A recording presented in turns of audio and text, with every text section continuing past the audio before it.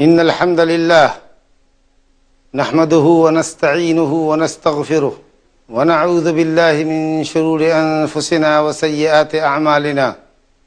من يهده الله فلا مضل له ومن يضلل فلا هادي له، وأشهد أن لا إله إلا الله وحده لا شريك له، وأشهد أن محمدا عبده ورسوله صلى الله عليه وعلى آله وصحبه وسلم تسليما كثيرا. أما بعد فإن خير الحديث كتاب الله وخير الهدي هدي محمد صلى الله عليه وسلم، وشر الأمور محدثاتها وكل محدثة بدعة وكل بدعة ضلالة وكل ضلالة في النار. أعوذ بالله من الشيطان الرجيم. الذين آمنوا ولم يلبسوا إيمانهم بظلم أولئك لهم الأمن وهم مهتدون. سورة الانعام آیت نمبر 82. وأما القاسطون فكانوا لجهنم حطبا. سورة الجن آیت نمبر 15. وقال صلی اللہ علیہ وسلم الظلم ظلمات یوم القیامہ، متفق علیہ من حدیث عبداللہ بن عمر. وقال صلی اللہ علیہ وسلم فيما رواه الإمام مسلم في صحيحه من حديث أبي هريرة رضي الله عنه لتؤدن الحقوق إلى أهلها يوم القيامة حتى يقاض للشاة الجلحاء من الشاة القرناء أو كما قال صلى الله عليه وسلم. ہر قسم کی حمد و ثنا، بزرگی و بڑائی، عزت و کبریائی اس اللہ رب العالمین کے لیے لائق و سزاوار ہے جو سراپا عدل ہے، جس کی کامل مکمل شریعت اسلامیہ عدل و انصاف پر قائم ہے، مبنی ہے. وتمت کلمۃ ربک صدقا وعدلا، پوری شریعت صدق اور عدل پر مبنی ہے. جتنی خبریں قرآن و حدیث میں دی گئی ہیں، جن چیزوں کی خبریں دی گئی ہیں، وہ سب مبنی بر صداقت ہیں، اور جملہ اوامر و نواہی عدل پر مبنی. ہر قسم کی حمد و ثنا اس اللہ کے لیے جس نے امن و استقرار کو عام کرنے کے لیے عدل و انصاف کا حکم فرمایا اور ظلم کو اس کی تمام قسموں کے ساتھ حرام فرمایا. ان اللہ یأمر بالعدل والاحسان وایتاء ذی القربى وینہی عن الفحشاء والمنکر والبغی یعظکم لعلکم تذکرون. اللہ تعالیٰ عدل کا، احسان کا اور قرابت مندوں کے حق ادا کرنے کا حکم دیتا ہے. وہ بے حیائیوں سے، خلاف شرع، خلاف عقل باتوں سے، کاموں سے اور ظلم سے منع کرتا ہے. یہ وہ اللہ کی نصیحت ہے، عظیم نصیحت ہے، جس پر اگر ہم تم کاربند ہو جائیں تو نصیحت پا جائیں. وہ اللہ جس نے اپنے اوپر ظلم کو حرام کیا اور بندوں کے درمیان بھی ان کے معاملات میں ظلم کو ہر سطح پر حرام کیا. جیسا کہ حدیث قدسی ہے، یا عبادی انی حرمت الظلم علی نفسی وجعلتہ بینکم محرما فلا تظالموا. اے بندو، میں نے اپنے اوپر ظلم کو حرام کیا. اللہ نے فرمایا وما ربک بظلام للعبید، تیرا رب بندوں پر ظالم نہیں. تمہارے درمیان بھی تمہارے تمام معاملات میں ایک دوسرے پر ظلم کرنا حرام کرتا ہوں، تم بھی ظلم سے بچنا. اور اللہ کا صلاۃ و سلام ہو اللہ کے برگزیدہ آخری رسول محمد صلی اللہ علیہ وسلم پر، جن کو اللہ رب العالمین نے عدل و انصاف کو عام کرنے کے لیے دنیا میں مبعوث فرمایا، اور جنہوں نے ہر سطح پر ظلم کی مخالفت کی، ظلم کے خلاف سینہ سپر ہو گئے، اپنی امت کو ظلم کے برے اور سنگین انجام سے ڈرایا اور صاف لفظوں میں فرمایا واتق دعوت المظلوم فإنه ليس بينه وبين الله حجاب. مظلوم کی بد دعا سے بچو، کیونکہ مظلوم کی بد دعا اور اللہ کی قبولیت کے درمیان کوئی چیز حائل نہیں. مظلوم کے دل سے بد دعا نکلے گی، فوراً درجہ قبولیت کو پہنچے گی. بترسز آہ مظلومہ کہ ہنگامہ دعا کردن اجابت از در حق بہر استقبال میں آئے. اللہ تعالیٰ مظلوم کی بد دعاؤں کو قبول کرتا ہے، ان کی بد دعاؤں کا، مظلوموں کی بد دعاؤں کا استقبال کرتا ہے. اللہ کی شریعت میں آیات قرآنیہ اور احادیث نبویہ کے ذریعے ظلم کو حرام کیا گیا اور اس کے سنگین عواقب اور انجام کو بتا دیا گیا ہے. ظلم کی 3 قسمیں. سب سے پہلی اور سب سے بڑی اور سب سے خطرناک سنگین قسم ظلم کی وہ ہے جو بندہ اور رب کے درمیان ہوتا ہے. بندے اور رب کے درمیان کا ظلم یعنی شرک سب سے بڑا ظلم. اللہ رب العالمین نے کائنات بنائی، ہم انسانوں کو اشرف المخلوقات بنایا، ہم پر اپنی گوناگون نعمتیں نازل کی، وآتاکم من کل ما سألتموہ، جو کچھ ہم نے مانگا اللہ نے ہم کو دیا۔ کیا یہ عدل کے خلاف نہیں ہوگا کہ ہم دوسرے کا گنگان کریں، دوسرے کی عبادت اور بندگی بجا لائیں، اللہ کے علاوہ دوسروں کو اپنا قبلہ حاجات سمجھے؟ بہت بڑا ظلم ہوگا۔ اور یہ ظلم دھڑلے سے اللہ کی زمین میں بہت سے انسان کرتے ہیں، جو غیر مسلم ہیں وہ تو کرتے ہی ہیں، مسلمانوں کے اندر بھی ایک بڑی جماعت ایسی ہے جو شرک اکبر کے اندر مبتلا ہے۔ وما یؤمن اکثرهم باللہ الا وهم مشرکون، بہت سے لوگ ہیں جو ایمان اور اسلام کا دعویٰ کرتے ہیں حالانکہ وہ مشرک ہیں۔ یہ شرک سب سے بڑا ظلم، وہ ظلم کی سب سے سنگین قسم ہے۔ ان الشرک لظلم عظیم، یقیناً شرک البتہ بہت بڑا ظلم ہے۔ ایک تو ان تاکید کے لیے آتا ہے، وہ خبر پر بھی لام ہے، اور ظلم کی صفت عظیم فعیل مبالغے کا صیغہ، یعنی اس سے بڑا کوئی ظلم نہیں ہو سکتا جو بندہ اپنے رب پر کرتا ہے یا اپنے رب کے ساتھ کرتا ہے، دوسرے کو اللہ کی بندگی میں شریک کرتا ہے۔ یہ اتنا بڑا ظلم ہے کہ اللہ نے بہت صریح اور دو ٹوک انداز میں کہہ دیا کہ یہ ناقابل معافی جرم ہے۔ جو ظالم شرک کا مرتکب ہوگا، شرک کے ظلم کا جس نے ارتکاب کیا ہوگا، وہ دائمی جہنمی ہوگا۔ اللہ سبحانہ و تعالیٰ فرماتا ہے ان اللہ لا یغفر ان یشرک بہ ویغفر ما دون ذلک لمن یشاء۔ یہ آیت سورہ نساء میں 2 مقام پر آئی۔ اللہ رب العالمین شرک کو معاف نہیں کرے گا، اور شرک کے علاوہ گناہوں کو جس بندے سے چاہے معاف کرتے۔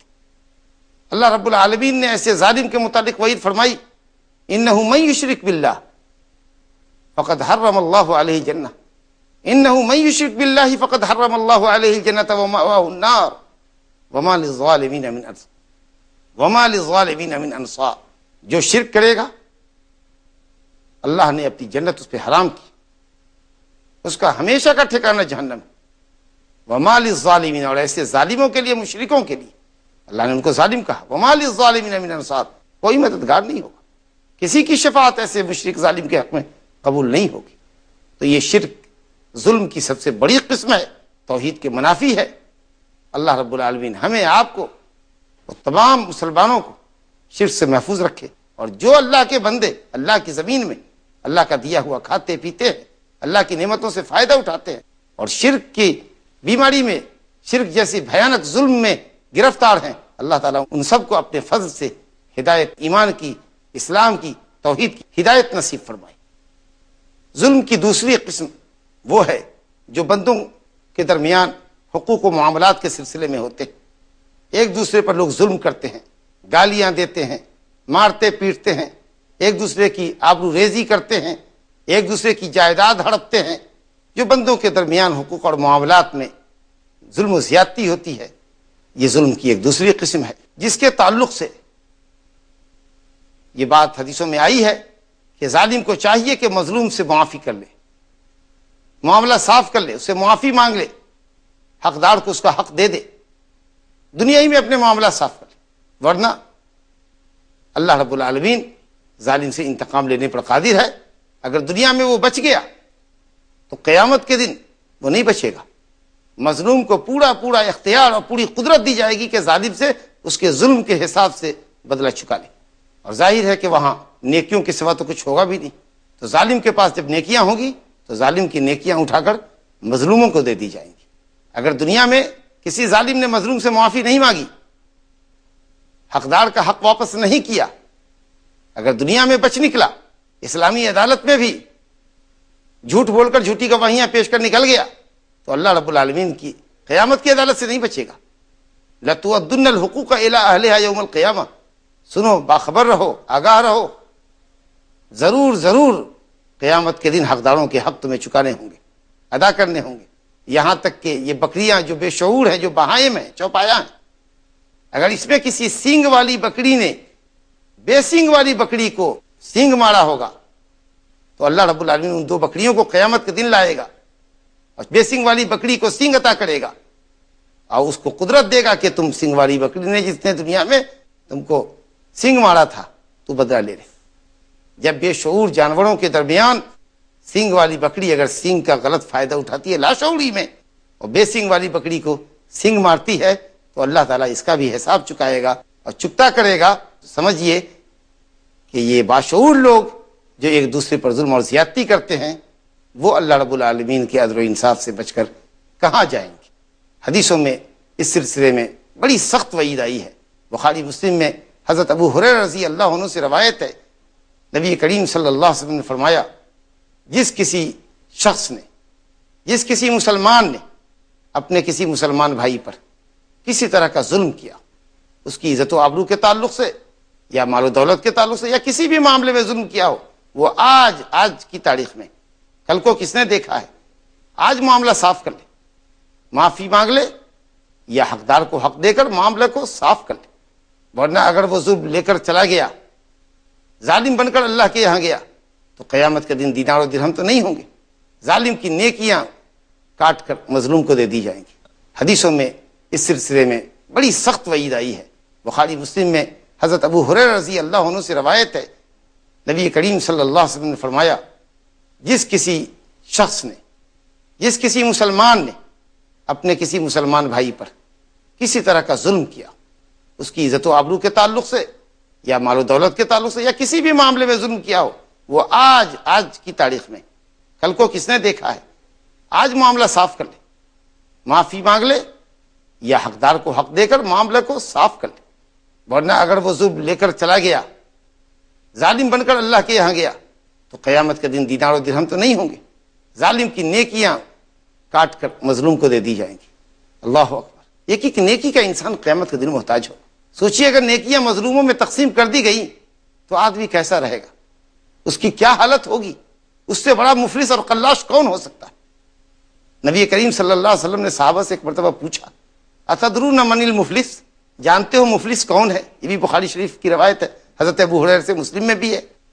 جانتے ہو مفلس کون ہے؟ صحابہ نے کہا، یا رسول اللہ، ہم نے کہا مفلس وہ ہے جس کے پاس دینار و درہم نہیں، مال و اسباب نہیں۔ کہا کہ وہ تو مفلس ہے ہی، لیکن اصل مفلس، سب سے بڑا مفلس اور قلاش کنگال میری امت کا وہ ہوگا، المفلس من امتی من یأتی یوم القیامہ وَلَهُ حسنات امثال الجبال، نیکیوں کے پہاڑ لے کر آئے گا۔ ایک پہاڑ نہیں، کئی پہاڑ ہوں گے، لیکن وہ آئے گا اس حال میں کہ ضرب ھذا وقذف ھذا وشتم ھذا واکل مال ھذا وسفک دم ھذا۔ اللہ، کسی کو گالی دی ہوگی، کسی پر بہتان لگایا ہوگا، کسی کا مال چھینا ہوگا، کسی کا خون کیا ہوگا، کسی کی عزت آبرو سے کھیلا ہوگا، کسی کی آبرو ریزی کی ہوگی، کسی کو رسوا اور بدنام کیا ہوگا۔ فَيَأْخُذُ هَذَا مِنْ حَسَنَاتِهِ وَهَذَا مِنْ حَسَنَاتِهِ وَهَذَا مِنْ حَسَنَاتِهِ۔ جتنے مظلومین ہوں گے وہ سب ظالموں کی نیکیاں لے لیں گے، یہاں تک کہ جب نیکیاں ختم ہو جائیں گی اور مظلوموں کے دعوے ختم نہیں ہوں گے تو اللہ تعالیٰ مظلوموں کے گناہوں کا بوجھ ظالموں کے اوپر رکھ دے گا۔ اس طرح ساری نیکیاں بھی گوا گیا، کچھ مزید دوسروں کے گناہ کا بوجھ بھی اس نے اپنے اوپر لادا یا اس پر لاد دیا گیا، اور پھر گھسیٹ کر جہنم رسید کیا جائے گا، والعیاذ باللہ۔ تو ضروری ہے کہ بندوں کے معاملات میں بھی انسان جس طرح شرک سے بچنے کی حد درجہ کوشش نہیں بلکہ پوری کوشش کرے کہ وہ شرک کا ارتکاب نہ کرے، اسی طریقہ سے حد درجہ کوشش اس بات کی بھی کرے کہ کسی کا معاملہ اس کے سر باقی نہ رہ جائے، جس کے لیے قیامت کے دن اعمال کی اور ثواب کی ادائیگی کے ذریعے معاملہ چکتا کیا جائے اور انسان مفلس اور قلاش بن جائے، والعیاذ باللہ۔ ظلم کی ایک تیسری قسم شرک کے علاوہ گناہ ہے۔ اس قسم کے اندر، ظلم کی اس تیسری قسم کے اندر بندوں کے درمیان کے ظلم بھی آئے اور گناہ ہے، شرک کے علاوہ جو دوسرے گناہ ہیں وہ اس کے اندر داخل ہیں۔ یعنی شرک کے علاوہ جو معصیتیں ہیں وہ بھی ظلم ہیں۔ جب ان گناہوں کا انسان ارتکاب کرتا ہے تو اپنے نفس پر ظلم کرتا ہے۔ حضرت آدم علیہ السلام نے اور حوا علیہ السلام نے دونوں نے شجر ممنوعہ سے کھا لیا۔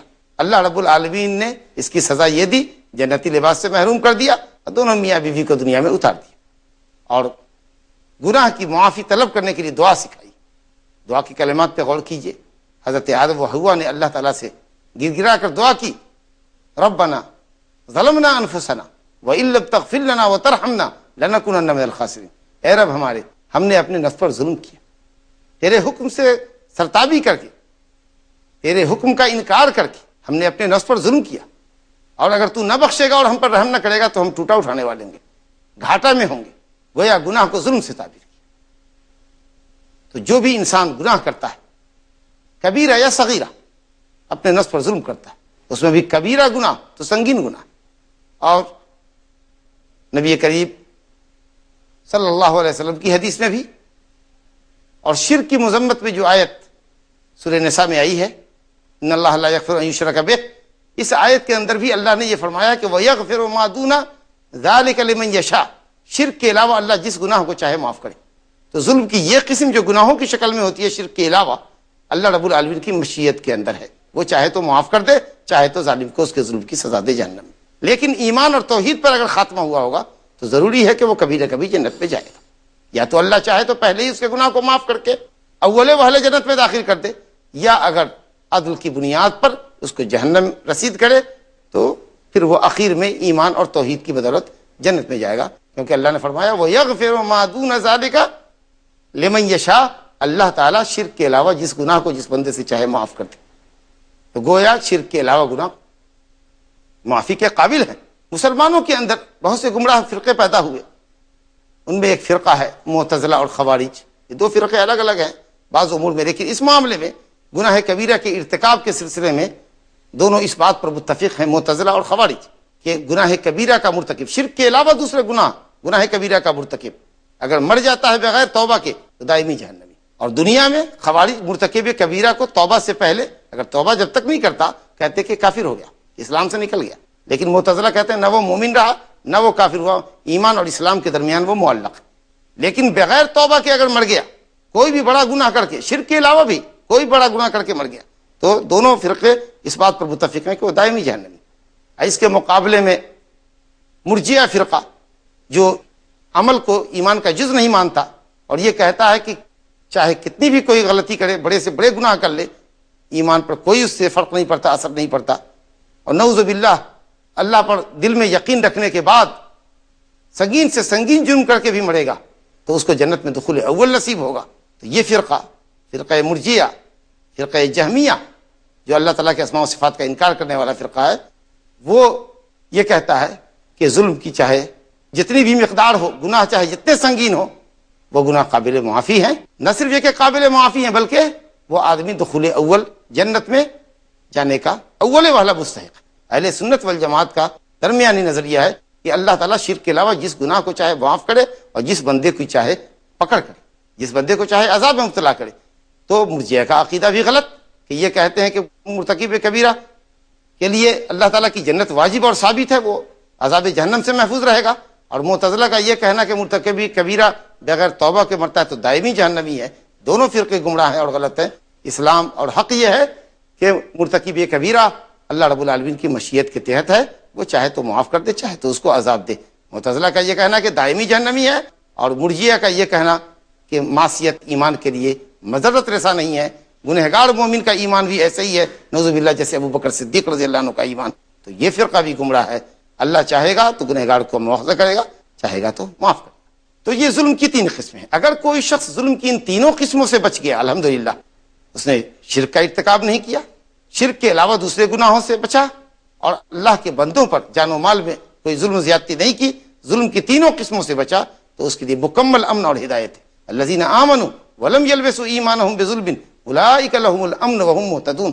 جو لوگ ایمان لائے اور ایمان کے بعد انہوں نے ظلم کو ایمان سے نہیں ملایا، یعنی ایمان لانے کے بعد ظلم کا ارتکاب نہیں کیا، تو ان کے لیے مکمل امن اور ہدایت ہے. مکمل امن اور ہدایت کے لیے ضروری ہے کہ ظلم کی تینوں قسموں سے، شرک سے، گناہوں سے اور بندگان خدا پر ظلم کرنے سے، اللہ کے بندوں پر ظلم کرنے سے بچا جائے. اور اگر کوئی شرک کا مرتکب ہو کر مرا تو امن اور ہدایت کی بالکلیہ نفی، اس کے لیے امن اور ہدایت سرے سے نہیں ہوگی. لیکن اگر شرک سے بچا، توحید پر اس کا خاتمہ ہوا، لیکن گناہ کی دوسری قسمیں اس کی زندگی میں پائی گئی، تو جس اعتبار سے گناہ کا اس نے ارتکاب کیا، گناہ کے لحاظ سے اس کے امن اور ہدایت میں کمی واقع ہوگی. گویا مکمل امن و ہدایت کے لیے ظلم کی تینوں قسموں سے اجتناب ضروری ہے. اور اگر ظلم کی دوسری دو قسمیں پائی جاتی ہیں، گناہ اور بندوں پر ظلم، اور شرک نہیں پایا جاتا، تو بہرحال اس کا گناہ قابل معافی ہے، اور اہل ایمان اہل توحید کے لیے اللہ کی جنت ثابت اور واجب ہے. انسانوں کو چاہیے کہ وہ اپنے میں آپس میں کسی پر کسی طرح کا ظلم نہ کرے. ایک حدیث حضرت عائشہ ام المومنین رضی اللہ عنہا سے بخاری اور مسلم میں مروی ہے کہ من ظلم قید شبر من الارض طوقہ یوم القیامت 7 اراضین، کما قال صلی اللہ علیہ وسلم، جس شخص نے ایک بالش زمین کسی کی ناحق قبضہ کر لی، ظلمن لے لیا، غصبن لے لیا، تو 7 طبق زمین اس کے گلے کا طوق بنا دی جائے گی۔ ام المومنین عائشہ رضی اللہ عنہ اپنے بھائیوں کو، اپنے بھتیجوں کو، اپنے بہن بیٹوں کو کہتے تھے کہ زمین کے معاملے میں کسی سے مت جھگڑو، جو جتنا مانگتا ہے دے دو، لیکن کسی کا حق ظلمن تم نہ لو، کیونکہ بہت سخت وعید آئی۔ کچھ لوگ قاضی اور جج سے فیصلہ لینے کے بعد اس فیصلے کو اپنے لیے جواز کی دلیل اور سند بناتے ہیں۔ قاضی انسان ہے، وہ گواہوں کی بنیاد پر فیصلہ کرتا ہے۔ کبھی کبھی مدعی اور اس کے گواہ اتنے چرب زبان، تیز ترار ہوتے ہیں کہ جھوٹا دعویٰ پیش کر کے، جھوٹی گواہیاں پیش کر کے قاضی سے اپنے حق میں ججمنٹ لے لیتے ہیں۔ یہ کبھی بھی اللہ کی حرام کردہ چیز کو قاضی کا فیصلہ حلال نہیں کر سکتا۔ آپ اگر جانتے ہیں کہ یہ سامان آپ کا نہیں ہے، تو قاضی نے اگرچہ آپ کے حق میں فیصلہ کر دیا، وہ انسان ہے، اس سے غلطی ہو سکتی ہے، وہ گواہوں اور شہادتوں کا پابند ہے۔ بظاہر جو اس کو اچھا سمجھ میں آیا، فیصلہ حق نظر آیا، اس نے کر دیا۔ باطن کا علم اللہ کو ہے اور معاملے کا علم تم کو ہے کہ تم جانتے ہو کہ اس سامان پر تمہارا حق نہیں ہے، تو کبھی بھی قاضی کے فیصلے کو بہانہ بنا کر دوسرے کی چیز کو ہڑپنے کی کبھی کوشش نہیں کرنی چاہیے۔ اس سلسلے میں صحیحین میں ام سلمہ رضی اللہ عنہ سے روایت ہے، نبی صلی اللہ علیہ وسلم نے فرمایا کہ کچھ لوگ میرے پاس آتے ہیں اور بعض اپنے دعوے میں بڑا مؤثر انداز سے بولتا ہے، چرب زبان ہوتا ہے، میں اس کے مقدمے کو سنتا ہوں، اس کی گواہیوں کی بنیاد پر میں فیصلہ کر دیتا ہوں۔ میں تو عالم الغیب نہیں ہوں، لیکن وہ یاد رکھے اگر وہ فیصلہ اس کے حق میں غلط ہوا ہے، وہ جانتا ہے کہ اس سامان کا وہ حقدار نہیں ہے، تو میں اس کے لیے جہنم کا ٹکڑا اس کو دیتا ہوں۔ اب اس کی مرضی ہے کہ وہ چاہے دے یا چھوڑے۔ تو کبھی بھی قاضی کا فیصلہ کسی حرام چیز کو آپ کے حق میں حلال نہیں کر سکتا ہے۔ اس لیے ضروری ہے کہ ہم ظلم سے پرہیز کریں اور غلط گواہیوں کی بنیاد پر کوئی مقدمہ جیتنے کی کبھی کوشش نہ کریں۔ حضرت عبداللہ بن عمر کی ایک حدیث میں نے پڑھی تھی، نبی صلی اللہ علیہ وسلم نے فرمایا الظلم ظلمات یوم القیامہ، ظالموں کے سامنے قیامت کے دن اندھیرا ہی اندھیرا ہوگا۔ اور بڑی مناسبت ہے اس کے عمل ظلم اور اس سزا کے اندر، کیونکہ ظلم ظلمت سے ہے۔ آدمی ظلم کسی پر تبھی کرتا ہے جب اس کے دل میں تاریکی ہوتی ہے۔ اللہ سبحانہ و تعالی ہمارے دل کو ایمان کے نور سے منور کر دے اور ظلم کی تمام قسموں سے ہمیں اور آپ کو محفوظ رکھے۔ انہ تعالی سمیع مجیب۔ وصلی اللہ وسلم وبارک علی عبدہ ورسولہ نبینا محمد وعلی